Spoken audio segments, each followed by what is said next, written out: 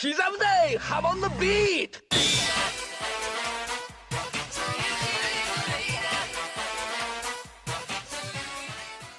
Welcome back to another JoJo chapter review. This time we're taking a look at chapter 23 of the JoJoLands, Dolphin Bank's Debt Collection Part 2. Last time, the gang started their plan to collect on Howler's debt while disguised as bank employees, while Meryl May was attacked by two enemy stand users. This chapter opens with some brand new backstory for Howler. It describes the Howler family house on the North Slope, and that inside there's a box filled with priceless art and antiques. After the first generation head Letrato discovered water on the land, they operated a successful farm.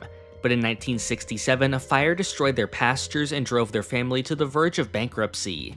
We're introduced to the head of the family at the time, Akka Howler's grandfather, and a Hawaii state representative named Monte Bruto. Bruto claimed that the water on the land belonged to the state and that Letrato's deal with the Hawaiian royal family was void. While he appeared to be acting on behalf of the public, Bruto was really trying to gain control of the land due to his ties to the local mafia, who were actually the ones responsible for the fire.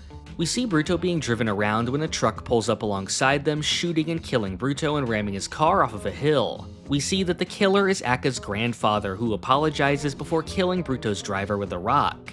Jumping forward some years, Akka's grandfather shows him the deed to their family's land and tells him to be sure to keep precious things inside the family's box. We see that the box actually has a heavily crumbled lava rock inside, which allows the Howler family to sell the valuable objects in time of need and then have them returned to them later. Letrato found the lava rock somewhere in the mountains, but over time it has deteriorated and its power will eventually run out. Back in the present, Jodio, Dragona, and Charming Man board Akka's yacht to begin the debt collection. The group marvel at the luxuries of the boat while Key West starts to show some doubt towards the group's story, asking Dragona where they studied. Downstairs, the debt negotiation begins with Akka taking out a gun to intimidate them. He has suitcases of money brought in and offers $20 million to each of them if they refuse to collect and let the bank take the hit. However, they stick to the plan and tell him that the government will be moving to seize his land within 72 hours. They propose a deal where instead of paying the sum directly, Akka can trade his munitions factory land for a parcel of land owned by the bank, and that if he's found to be innocent, the land will be available for him to buy back. They present him the deed to sign, and Jodio's narration lets us know that there is no exchange of land and they'll simply be collecting his. Key West tries to raise suspicion, but Charming Man disguised as Yokohama quickly shuts her down. We also see Jodio receiving a text telling him that Paco and Usagi have arrived at the school to help Meryl. Before Akka can sign, he notices bits of sand on the table, much like what he saw in his family's box earlier. We see that Dragona's hidden lava rock is also starting to crumble, seemingly due to the huge amount of wealth that's surrounding them. The chapter ends with Akka demanding an explanation at gunpoint. This was yet another amazing chapter. I'd wondered which side of the conflict would be focusing on this month, and I'm glad we mostly got to see the debt collection this chapter with our first interactions between Akka and the gang. We also have an incredible flashback here giving us so much new information on the Howler family. Akka is a very two-sided character. He's very clearly corrupted by wealth and is willing to violently protect that wealth, but there's also this really interesting part of Akka that's sort of hapless. He isn't really prepared for his position and he seems more like a figurehead while his own underlings seem more in the know. Akka claims to be unaware of the weapons manufacturing or why any of this is happening to him, and I kind of believe him here. I think he may just have been a sort of playboy CEO blissfully ignorant to at least some of his company's actions.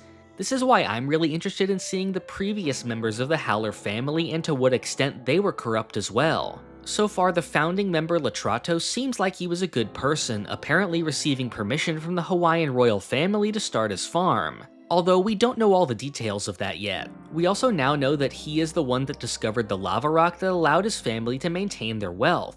The other Howler family member we're introduced to here is Akka's grandfather. We don't know his name yet, but based on the naming convention we learned about before, we know his name must start with the letter F. From what we see of this F Howler, he is a ruthless leader, carrying out a direct political assassination by himself to protect his family's wealth. Having learned about him, my biggest question now is actually who Howler's father is. This as of yet unseen G. Howler being the previous head of the company makes me think that he's the one that established a lot of what led to the company's current position, and may have even been the one to install the 3 stand user employees to protect his son. The whole Howler backstory is shaping up to be really interesting, so I'm looking forward to seeing more. Like I said earlier, just getting to see the interaction between Akka and the team is my favorite part of this chapter. All the scenes on the boat, like Dragona acting silly and Charming Man being totally locked into his Yokohama persona, were really entertaining. And I love the negotiation scene where they managed to manipulate Akka perfectly, even with him having a gun. Of course, the biggest bombshell of the chapter comes from the ending, where their plan may start to fall apart. We've now learned that the lava rock has finite power and will eventually crumble away and stop working over time. Apparently this can be brought on by the rock being exposed to a large amount of wealth, as the chapter seems to imply that the presence of the cases of money is causing this.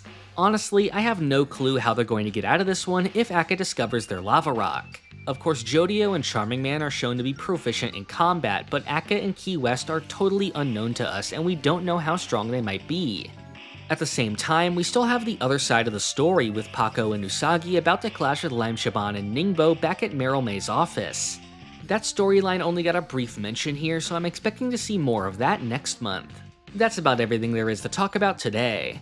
If you want to keep updated on my future videos, make sure to subscribe and click the bell. You can also join the Hum and Beat Discord to get notified on new uploads and chapter releases. Finally, I'd appreciate it if you help support the channel on Patreon or by becoming a YouTube member below. Supporters get their names featured at the end of every video and can submit viewer questions, which I answer at the end of my main videos. Thank you for watching. This is the part of the video where I thank my $5 and up patrons. Thank you to Doorbell, Crayon, Rigovids, Zucato, Pumpkin Doge, Mero, Sponge Cake, Cakext, Feliciano Rabaja, Rihanna Meme, Christian McDonough, Emmanuel Etienne, Pulse Dog, Zach Greenfield, FIFO, Rob Goliath, Jacob Smith, Big T, Gold, Red Hot Mayonnaise, Zenkai, Royal Slush, Keenan, Perry, John Braun, Cho Henshin, Saint Bobo, Max Verstappen, Kira Not Yoshikage, John Garcia, and Crank and Plank.